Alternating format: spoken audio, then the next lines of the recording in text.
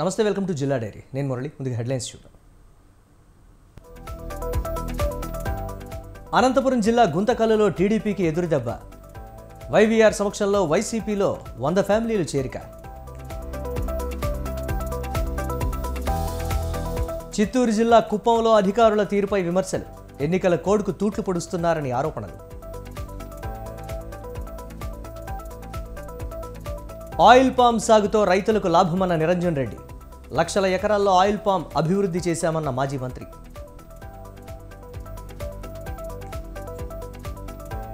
కామారెడ్డిలో వడగళ్ల వర్షంతో వందల ఎకరాల్లో నష్టం. భారీ ఎత్తున ధ్వంసమైన వరి, మొక్కజొన్న పంటలు.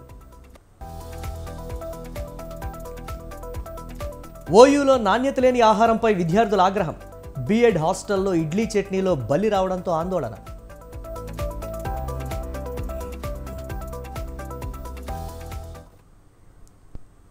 అనంతపురం జిల్లా గుంతకల్లులో టీడీపీకి ఎదురుదెబ్బ తగిలింది. ఎమ్మెల్యే వై వెంకటరామరెడ్డి సమక్షంలో టీడీపీ, జనసేన నుండి వైసీపీలో 100 కుటుంబాలు చేరాయి.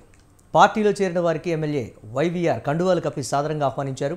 సీఎం జగన్ ప్రవేశపెట్టిన సంక్షేమ పథకాలు నచ్చి బడుగు బలహీన వర్గాలకు ఆయన పెద్దపీట వేస్తున్న విధానాలకు ఆకర్షితులై వైసీపీలో చేరినట్లు టీడీపీ, జనసేన నాయకులు తెలిపారు. ప్రశాంతతకు మారుపేరైన గుంతకల్లులో వైవీఆర్ మళ్లీ గెలిస్తే మరింత అభివృద్ధి జరుగుతుందని వారు ధీమా వ్యక్తం చేశారు.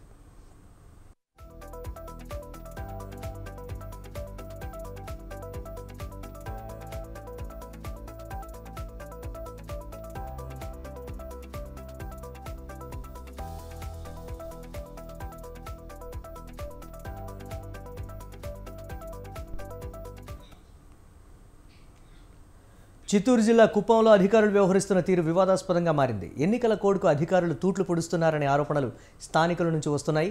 ఎన్నికల సంఘం ఇచ్చిన మార్గదర్శకాలను అధికారులు పట్టించుకోవడం లేదనే విమర్శలు వెల్లువెత్తుతున్నాయి. కుప్పం మండలం చెక్కునతం పంచాయతీ కనుమ పచార్లపల్లి ఇప్పటికింకా శిలాఫలకాలు దర్శనమిస్తూ ఉండడంతో స్థానికులు విస్తుపోతున్నారు. అయితే ఈ విషయంలో ప్రతిపక్షాలు ఒక రకంగా, అధికార పార్టీ మరో విధంగా స్పందించడం గమనార్హం.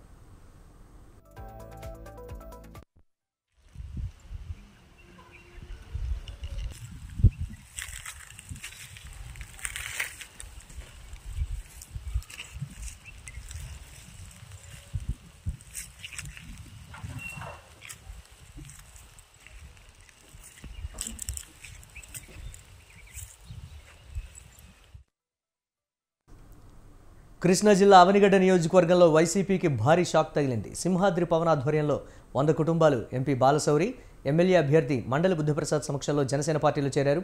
పెడన, మచిలీపట్నం, అవనిగడ్డ నియోజకవర్గాల్లో చేపట్టిన 3 ర్యాలీలతో వైసీపీ ఫ్యాన్ 3 రెక్కలు విరిగాయన్నారు బాలశౌరి. అవనిగడ్డలో జనసేన విజయం ఖాయమైందన్నారు. అవనిగడ్డ ఎమ్మెల్యేగా మండలి బుద్ధప్రసాద్, ఎంపీగా తాను గెలిస్తే నియోజకవర్గ అభివృద్ధి సుసాధ్యమన్నారు.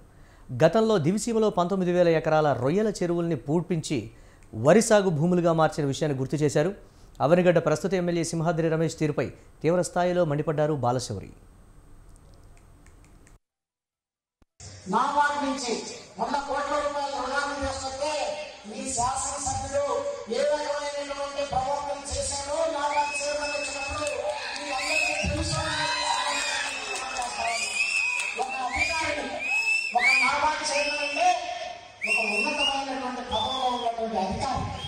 అలాంటి అధికారులే మనం గౌరవించుకోవాలి. అలాంటి వ్యక్తిని నేను భద్రమైన ఇక్కడికి తీసుకొస్తే, తర్వాత ముఖ్యమంత్రి గారి దగ్గర తీసుకెళ్తే ఈయన ప్రవర్తన బజారు ప్రవర్తన చేసి ఇలాంటి శాసనసభ్యులు మనకి అవసరమా అని చెప్పేసి ఒక్కసారి ఆలోచించడానికి కూడా ఈ సందర్భంగా కోరుతా ఉన్నాను. నా వారి నుంచి 100 కోట్ల రూపాయలు కేంద్ర ప్రభుత్వంపై తిరుపతి పార్లమెంట్ కాంగ్రెస్ అభ్యర్థి చింతామోహన్ తీవ్ర విమర్శలు చేశారు. బీజేపీ పాలన పట్ల ప్రజల్లో తీవ్ర వ్యతిరేకత పెరిగిందని అన్నారు. 10 ఏళ్ల పాలనలో ప్రజలు విసిగిపోయారని విమర్శించారు. మోదీ నాయకత్వంలో అదానీ, అంబానీ లాంటి కార్పొరేట్ సంస్థలు మాత్రమే లాభపడ్డాయని ఈ సందర్భంగా తెలియజేశారు. బీజేపీ అధికారంలోకి వచ్చాక సామాన్య ప్రజల జీవనం దుర్భరంగా మారిందని తెలిపారు. మరోవైపు టీడీపీ, వైసీపీని ప్రజలు నమ్మే పరిస్థితి లేదన్నారు. షర్మిల నాయకత్వంలో రాష్ట్రంలో కాంగ్రెస్ అధికారంలోకి వస్తుందని ధీమా వ్యక్తం చేశారు. భారతీయ జనతా పార్టీ 150 స్థానాలకు లోపల పడిపోతూ ఉంది. మరి కాంగ్రెస్కు 150 స్థానాలు పైన రాబోతున్నాయి. ఇంకా ఎలక్షను పూర్తి అయ్యేదానికి దాదాపుగా 40-50 రోజులు ఉంది. ఈరోజు పరిస్థితి 150 స్థానాల్లో మోడీ వస్తున్నాడు. కాంగ్రెస్ ప్రభుత్వం 150 స్థానాలు పైకి వెళ్తూ ఉంది. కారణాలు చెప్తే వాళ్ళు సర్దుకుంటారు, నేను చెప్పను. ఇది ఒక్క మాటలో చెప్తాను, వినాశకాలే విపరీత బుద్ధులు పుట్టాయి. భారతీయ జనతా పార్టీకి, మోడీకి వినాశనానికి దారితీస్తున్నారు. ఆయన అనుకున్నట్టుగా 400 సీట్లు లేదు, 300 సీట్లు లేదు, 350 సీట్లు లేదు, 150 స్థానాల్లో పడిపోతున్నాడు. భారతీయ జనతా పార్టీ 150 స్థానాలకు. ప్రజాస్వామ్యంలో ఓటు హక్కు వినియోగం ప్రతి ఒక్కరి బాధ్యత అని కొమరం భీం జిల్లా కలెక్టర్ వెంకటేష్ ధోత్రే అన్నారు. పోలీస్, పరిపాలన శాఖల సంయుక్త ఆధ్వర్యంలో నిర్వహించిన ఓటర్ అవగాహన సదస్సులో జిల్లా అదనపు కలెక్టర్ దీపక్ తివారీ, ఎస్పీ సురేష్ కుమార్తో కలిసి ఆయన పాల్గొన్నారు. ప్రతి ఒక్కరూ ఓటు హక్కు వినియోగించుకుని సమర్థవంతమైన నాయకత్వాన్ని ఎన్నుకోవాలని కలెక్టర్ సూచించారు. పోలింగ్ కేంద్రాల్లో ప్రజలకు తాగునీరు, విద్యుత్ సరఫరా, ర్యాంపులు, పూర్తిస్థాయి సౌకర్యాలు కల్పిస్తామని తెలిపారు. జిల్లాలో ఓటింగ్ శాతం పెంచేందుకు విస్తృత ప్రచారం నిర్వహిస్తామని అన్నారు. ఇప్పుడే ఏసీపీ గారు, అడిషనల్ కలెక్టర్ గారు అండ్ ఎస్పీ గారు చాలా కాన్స్టిట్యూషనల్ వారీగా చెప్పారు. సోషల్ మీడియా పెట్టారు, లేకపోతే ఐ పెట్టారు. వి అంటే మనం అందరం కలిసి ఒకరికి లీడర్, ఇప్పుడే ఎస్పీ గారు చెప్పారు, ఒక లీడర్ ఏమైనా మీకు కావాలి, సమాజంలో మార్చి రావాలి, లేకపోతే సమాజంలో ఈ రకంగా నడవాలి సమాజం, మీరు ఏమని అనుకుంటే మీరు వచ్చి ఓట్ చేయలేదంటే తర్వాత మీకు హక్కు ఉంటాయా అడగడానికి? మీకేనా అనిపిస్తుంది? నేను వెళ్ళలేదు కదా, అందుకనే నేను అడగలేదు అని అనిపిస్తుంది. అదే రకంగా మహిళలకు చెప్తున్నాం, ఆడవాళ్ళకు కూడా చెప్తున్నాం, మగవాళ్ళకి కూడా చెప్తున్నాం. బట్ ఆడవాళ్ళు చెప్తే పూరా కంప్లీట్ ఫ్యామిలీ వచ్చి ఓట్ చేస్తారండి. అందుకని చూస్తూ ఉన్నారు, ఎక్కువ మంది మీరే ఉన్నారు ఇక్కడ. 26% మంది 74% మంది యొక్క భవిష్యత్తుని, 5 ఏళ్ల భవిష్యత్తును నిర్ణయిస్తారు. అట్లా జరగకుండా ఉండాలి అంటే మీరు తప్పకుండా 100కి 100% ఎప్పుడైతే మన దేశంలో ఓటింగ్ జరుగుతుందో అప్పుడే మెజార్టీ నిర్ణయం అమలు చేయబడ్డట్టు, అప్పుడే మనందరికీ కూడా ప్రజాస్వామ్యం ఇచ్చినటువంటి ఆ బాధ్యత మనం నెరవేర్చినట్టు. మీరందరూ గుర్తుపెట్టుకోండి, ప్రతి ఒక్క వ్యక్తికి హక్కులతో పాటు బాధ్యతలు కూడా ఉంటాయి. ప్రజాస్వామ్యం మనకి చాలా హక్కులు ఇచ్చింది. ఆ హక్కులన్నీ మనం ఎప్పుడు సంపూర్ణంగా అనుభవించగలమంటే ఆ ప్రజాస్వామ్యం మనకు కొన్ని బాధ్యతలు కూడా ఇచ్చింది. ఆ బాధ్యతలో ముఖ్యమైన బాధ్యత ఓటు వేయడం. దీనికి ఒక ప్రావెర్బ్ ఉంది, చిరుదేవిని వెలిగించకుండా చీకట్లను తిట్టుకుంటే కూర్చుంటే ఇలా. చీకటి ఉంది ఎదురుగా, కానీ మన చేతిలోనే ఉంది ఆ చీకటిని పారద్రోలే శక్తి. 26% మంది 74% మంది యొక్క భవిష్యత్. హైదరాబాద్ అంటే వరల్డ్ క్లాస్ సిటీ అని BRS working president KTR tweet చేశారు. భారతదేశంలో గ్లోబల్ సామర్థ్యం కలిగిన 95 సెమీకండక్టర్స్ యూనిట్లు ఉన్నాయని Indian tech and infra tweet చేసింది. దీనిపై కేటీఆర్ స్పందించారు. హైదరాబాద్ వరల్డ్ క్లాస్ సిటీ అని ఎవరైనా సరే ఒప్పుకోక తప్పదని, అది నిజమని, దేశంలోనే అత్యంత వేగంగా హైదరాబాద్ నగరం అభివృద్ధి చెందిందని పేర్కొన్నారు. హైదరాబాద్ విశ్వనగరంగా రూపాంతరం చెందిందని, బెంగళూరు, హైదరాబాద్ సిటీలను పోల్చుతూ రెఫరెన్స్గా హైదరాబాద్ ఫోటో వాడకంపై మాజీ మంత్రి హర్షం వ్యక్తం చేశారు.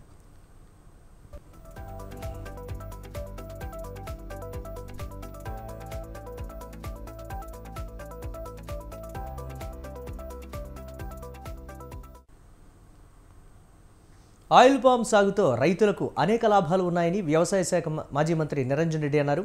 వనపర్తి జిల్లా పాత జంగమయ్యపల్లెలో ఆదర్శ రైతు లక్ష్మీకాంత్ రెడ్డి క్షేత్రంలో ఆయిల్ పామ్ మొక్కలను నిరంజన్ రెడ్డి నాటారు. గత ప్రభుత్వ హయాంలో రాష్ట్ర వ్యాప్తంగా 40 లక్షల ఎకరాల్లో ఆయిల్ పామ్ అభివృద్ధి చేశామన్నారు. వనపర్తి జిల్లాలో 15,000 ఎకరాల్లో ఆయిల్ పామ్ సాగు చేస్తున్నారని చెప్పారు ఆయన. ఆయిల్ పామ్ కంపెనీకి తాను శంకుస్థాపన చేశారని, దానితో రైతుల వద్దకే కంపెనీలు వచ్చి కొనుగోలు చేస్తాయన్నారు. ఉపాధి అవకాశాలు కూడా పెరుగుతాయని నిరంజన్ రెడ్డి అన్నారు.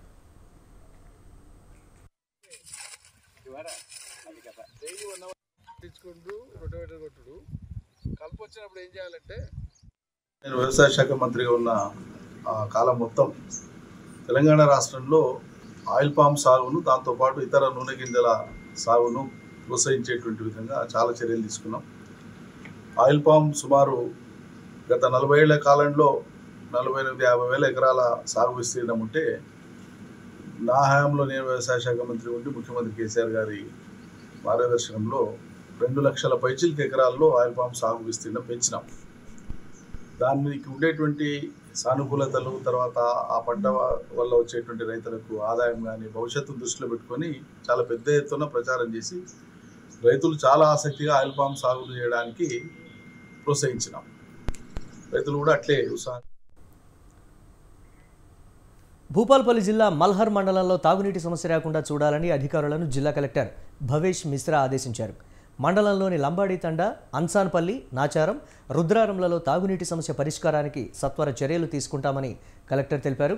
మంచినీటి సమస్య ఎదుర్కొంటున్న గ్రామాలలో మండల ప్రత్యేక అధికారి, గ్రిడ్, ఆర్డబ్ల్యూఎస్ అధికారులతో కలిసి భవేష్ మిశ్రా పర్యటించారు. భూగర్భ జలాల లభ్యతను పరిశీలించి నూతన బోర్వెల్స్ ఏర్పాటు చేసి తాగునీటి సరఫరా చేస్తామని కలెక్టర్ హామీ ఇచ్చారు.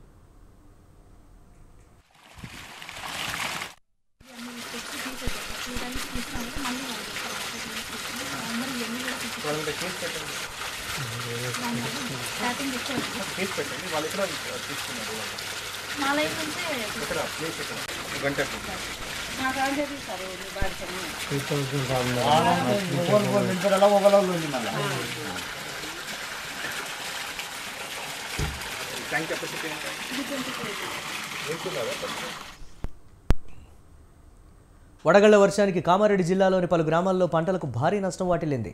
కొన్ని వందల ఎకరాల్లోని పంట పొలాలు వడగళ్ల వర్షానికి దెబ్బతినడంతో రైతులు ఆందోళన చెందుతున్నారు. వడగళ్ల వర్షానికి వరి, మొక్కజొన్న పంటలకు భారీగా నష్టం జరిగింది. రైతులు పెట్టిన పెట్టుబడితో సహా ఉన్న పంట కూడా పాడైపోవడంతో రైతులు లబోదిబ్బమంటున్నారు. ప్రభుత్వం తమకు తగిన పంట నష్టపరిహారం చెల్లించాలని రైతులు డిమాండ్ చేశారు. ఎకరాకు 25,000 రూపాయల చొప్పున పరిహారం అందించి తమను ఆదుకోవాలని రైతులు కోరారు.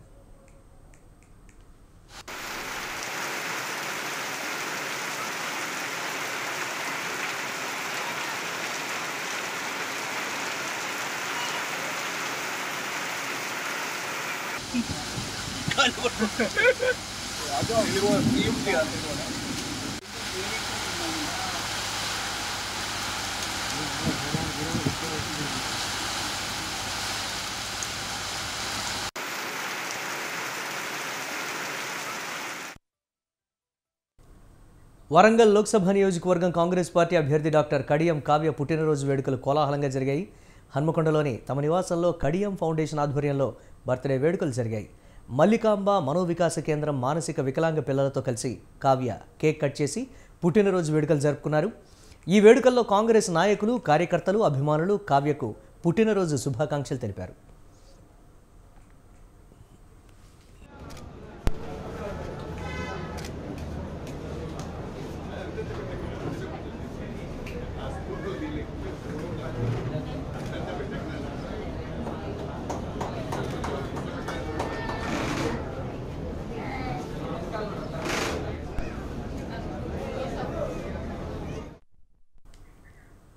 రంజాన్ సందర్భంగా గురువారం నాడు హైదరాబాద్లోని పలుచోట్ల ట్రాఫిక్ ఆంక్షలు విధించారు పోలీసులు.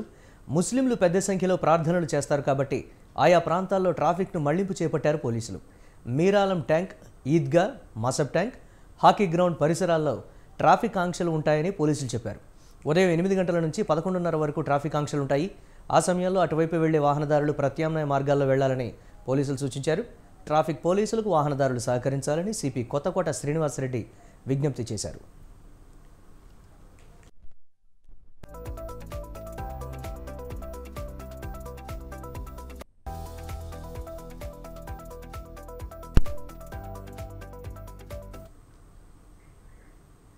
ఉస్మానియా యూనివర్సిటీలో విద్యార్థులకు నాణ్యత లేని ఆహారం పెడుతూ అనారోగ్యం పాలు చేస్తున్నారంటూ విద్యార్థి సంఘాల నాయకులు ఆగ్రహం వ్యక్తం చేశారు. బీఎడ్ కళాశాల హాస్టల్లో ఇడ్లీ తింటూ ఉండగా చట్నీలో బల్లి రావడంతో విద్యార్థులు భయభ్రాంతులకు గురయ్యారు. దీంతో చీఫ్ వార్డెన్ కార్యాలయం ముందు వారు ఆందోళనకు దిగారు. హాస్టల్ విద్యార్థుల ఆహారంలో పురుగులుంటున్నాయని చెబుతున్నా పట్టించుకోవడం లేదని విద్యార్థి సంఘాల నాయకులు మండిపడ్డారు.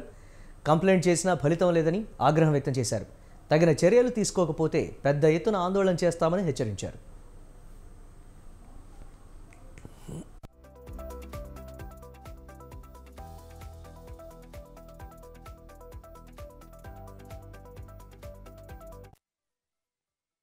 ఉస్మానియా యూనివర్సిటీలో బీఎడ్ హాస్టల్ ఉన్నటువంటి అల్పాహారంలో బల్లి రావడం జరిగింది.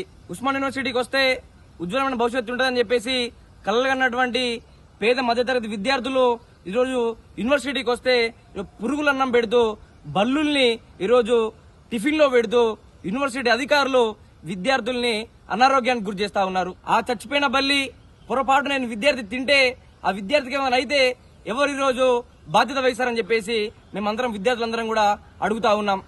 రాష్ట్ర ప్రభుత్వం కావచ్చు, యూనివర్సిటీ అధికారులు కావచ్చు, వాళ్ళ యొక్క ప్రకటనల కోసము ఏదైతే ఊరు గొప్ప పేరు దిబ్బ అన్నట్టు 100 సంవత్సరాల యూనివర్సిటీ అని చెప్పేసి మొన్నటికి మొన్న ఈ వీసీ ఉన్నటువంటి రవీందర్ యాదవ్ అయితే మంత్రి పొన్నం ప్రభాకర్ ఇన్వైట్ చేసి అయితే 100 యూనివర్సిటీస్ పైలాన్ని అయితే ఇనాగ్రేషన్ చేయడం జరిగింది. రోజు ఉస్మానియా యూనివర్సిటీలో బిఎడ్ హాస్టల్ ఉన్నటువంటి అల్పాహారంలో బల్లి రావడం జరిగింది.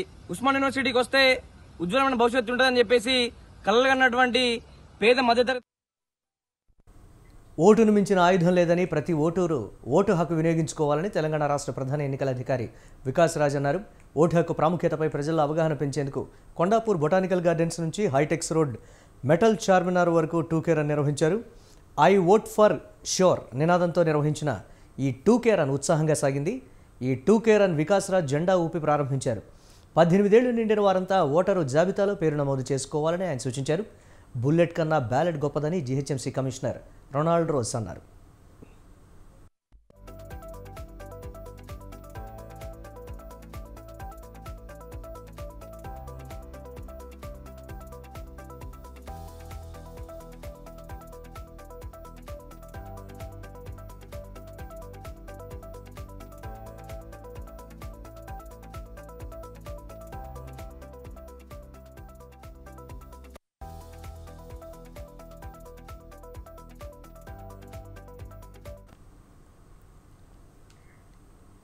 రంజాన్ సందర్భంగా హైదరాబాద్ జూబ్లీహిల్స్ నియోజకవర్గంలో జీహెచ్ఎంసీ అధికారులు ఈద్గాను ఏర్పాటు చేశారు. ఎస్పీఆర్ హిల్స్ క్రికెట్ మైదానంలో ఏర్పాట్లను మేయర్ గద్వాల విజయలక్ష్మి పరిశీలించారు. ప్రార్థనలు చేయడానికి వచ్చే భక్తులకు ఎటువంటి ఇబ్బంది కలగకుండా చూసుకోవాలని అధికారులను ఆదేశించారు. కార్యక్రమంలో మాజీ deputy mayor Baba Fasiuddin, Rahmat Nagar division corporator CN Reddy, Muslim పెద్దలు పాల్గొన్నారు.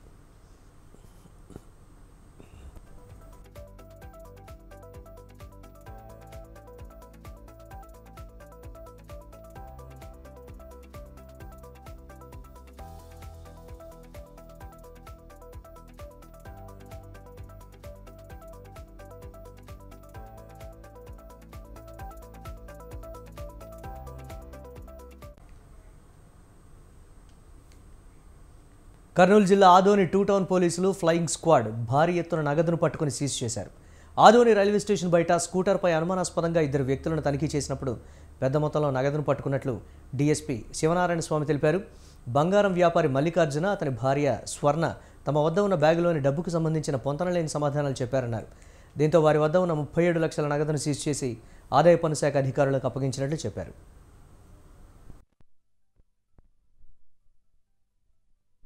ఆదోని రైల్వే స్టేషన్ వద్ద తనిఖీలు నిర్వహించగా అక్కడ ఒక అనుమానాస్పద వ్యక్తి బ్యాగ్ వేసుకొని ప్రత్యర్థి తిరుగుతున్నాడు. అతన్ని ఆపి సోదా చేయగా అతని బ్యాగులో అనధికారికంగా లెక్కలు లేని 37 లక్షల రూపాయల డబ్బులు లభించింది. వాటి గురించి అతన్ని అడగా అతని పేరు మల్లికార్జున, ఆదోని తెలిసింది. ఆ డబ్బు ఎందుకు తీసుకుపోతున్నావు, ఎక్కడ తీసుకుపోతున్నావు అంటే అతను సరైన సమాచారం ఇవ్వలేదు.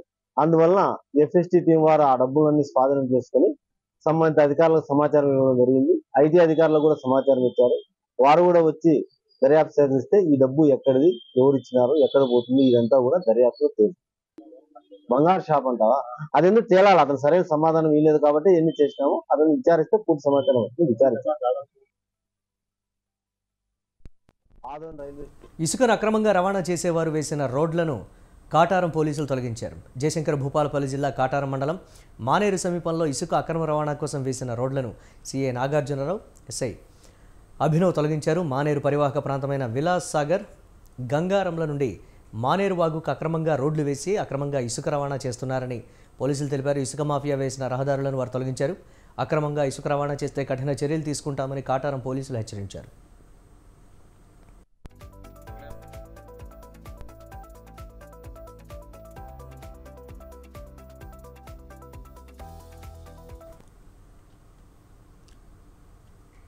హైదరాబాద్ క్రికెట్ అసోసియేషన్ ఆధ్వర్యంలో ఈ నెల 20న ఉచితంగా సమ్మర్ క్యాంపులు ప్రారంభిస్తామని హెచ్సిఏ ప్రెసిడెంట్ జగన్మోహన్ తెలిపారు. ఇందుకు గాను ఈ నెల 15 నుంచి రిజిస్ట్రేషన్ ప్రక్రియ మొదలవుతుందన్నారు. ఉమ్మడి జిల్లాల ప్రాతిపదికన ప్రతి జిల్లాలో 3 సమ్మర్ క్యాంపులు ఏర్పాటు చేస్తామని ఆయన వివరించారు. సమ్మర్ క్యాంపుల నిర్వహణ కోసం ప్రతి జిల్లాకు 15 లక్షల రూపాయలు విడుదల చేసినట్లు చెప్పారు. సమ్మర్ క్యాంపులు ముగిసిన తర్వాత జిల్లా టోర్నమెంట్ నిర్వహిస్తామని జగన్మోహన్ తెలిపారు. సామరస్యంగా పరిష్కరించుకొని ఈ స్టేడియంని వీలైనంత వరకు ఎక్స్టెండ్ చేసుకోవడం కానీ ఫ్రీ ఆఫ్ చేసుకోవడం కానీ ఫ్రీ రైట్ చేసుకోవడానికి ప్రయత్నం చేస్తాం, ఫ్రీ హోల్డ్ చేసుకోవడానికి ప్రయత్నం చేస్తాం.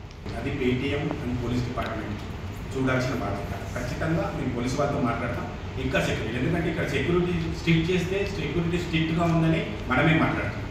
సెక్యూరిటీ స్ట్రిక్ట్ చేయకపోతే ఇది ప్రాబ్లం వస్తుంది. అందుకనే నెక్స్ట్ మ్యాచ్ నుంచి పాస్ లేకుండా ఎవరిని లోపల పంపించకుండా చూడాలనే ప్రయత్నం చేస్తాం. మా దృష్టికి 117 కోట్లు వచ్చినట్టు ఎప్పుడు రాలేదు. ఇంకా మేము చాలాసార్లు డబ్బులు అడుగుతా ఉన్నాం, మాకు రావాల్సిన డబ్బులే రాలేదు. ఇంకా రెనోవేషన్కి వాళ్ళలో చెస్టూడెంట్స్ ఉంది. మీకు ఏదైతే రెనోవేషన్ బీసీసీ రూల్ ప్రకారంగా ఏదైనా స్టేడియం, ఏదైనా స్టేట్ స్టేడియం రెనోవేట్ చేసుకుంటే దాంట్లో 50% వాళ్ళు డబ్బులు ఇస్తారు. 50% స్టేట్ అసోసియేషన్ డబ్బులు ఇస్తారు. అది ఖచ్చితంగా బీసీసీ నుంచి మన సపోర్ట్ దొరుకుతుంది. బట్ ఇప్పటివరకు ఎక్కడ డబ్బులు మాకు రావాలి. టికెట్స్ అంతా కూడా పేటీఎం అండ్ ఇవి జిల్లా డైరీ అప్డేట్స్. కీప్ వాచింగ్ స్వతంత్ర.